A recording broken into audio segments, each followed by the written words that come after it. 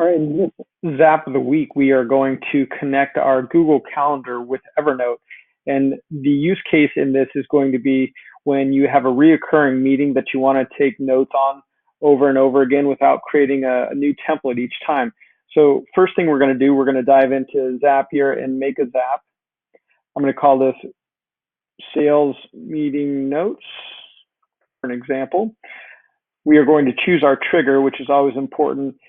Going to choose Google Calendar here, a new event.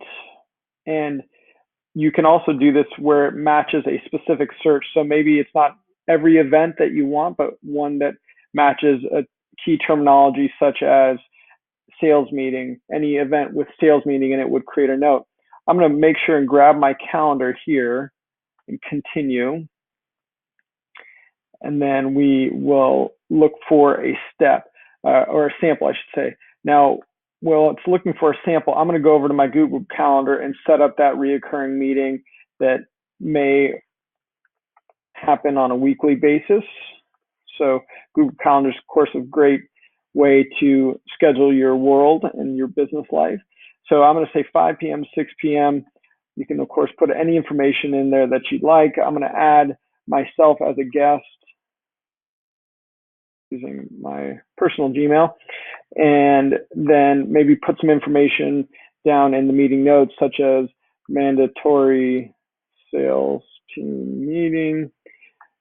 And then I'm going to save. Again, you could always make this reoccurring on a weekly basis, but I'm just going to hit save. All right, so now we have a 5 p.m. sales meeting. We should now be seeing some samples here. We'll just refresh, make sure it's grabbing the most up-to-date information. And here, so it's definitely grabbing my calendar here. The locations office, so mandatory sales team meeting. We can see that this is the information that we were hoping we would see here. So we can hit continue, and it's saying it needs a second step. And of course, we need to add something for this information, somewhere for this information to go. In this case, we're going to send that information to Evernote. We want to create a new note, which will allow us a place to take notes each time this reoccurring sales meeting happens. You can test your Evernote if you haven't already attached or connected your Evernote account. You need to go ahead and do that at this step. We can see mine's already properly connected. I'm going to hit save and continue. From here, I want to describe or tell where this information is going to go. So I'm going to say my work notebook. And then the title can be a lot of different things, but now you'll start seeing the information that is available to you within this app. So for me, I'm going to call it the sales meeting, and then I want to add the date on this. Now for the date, there are a lot of ways you can view the date. You can do it in what they're calling a pretty way, which is very simply the month, day, and year, or you can add some information about the time. Of course, there's a lot of other ways you can view this information. I'm going to keep it simple. I'm going to put it on the start date. From here, I'm going to put the content. This is information that I'm going to always want in there. And for me, I'm going to want to know I'm going to ask for the title, which is sales meeting. I'm going to say location. And then I'm going to add the location information. This may be an address or maybe the name of something somewhere that your team is meeting. Next thing I'm going to add, I want to know the attendees, because obviously that may change on a regular basis. So who's available to attend. This is another example of multiple ways to view the information. You can see their emails, which may or may not tell you exactly who was there, or you can actually view their display names in Google. So I'm going to go with the display names there. And again, you can add any other information that you want on a reoccurring basis.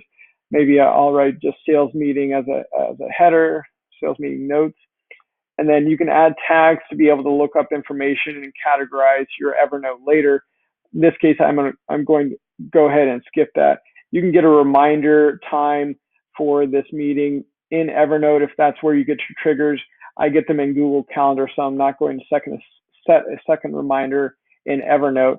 You can add attachments here for anything that you might want on a regular basis associated with that meeting, or put in a source URL for that note.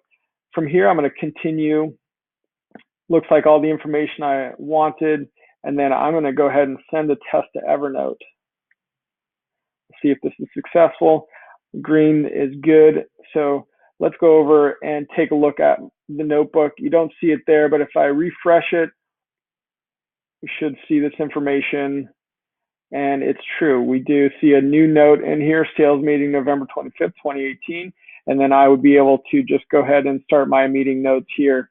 So this is a really simple way to take the headache and reoccurring tasks out of your life. And we have now set up a reoccurring note that is created based on a Google Calendar trigger.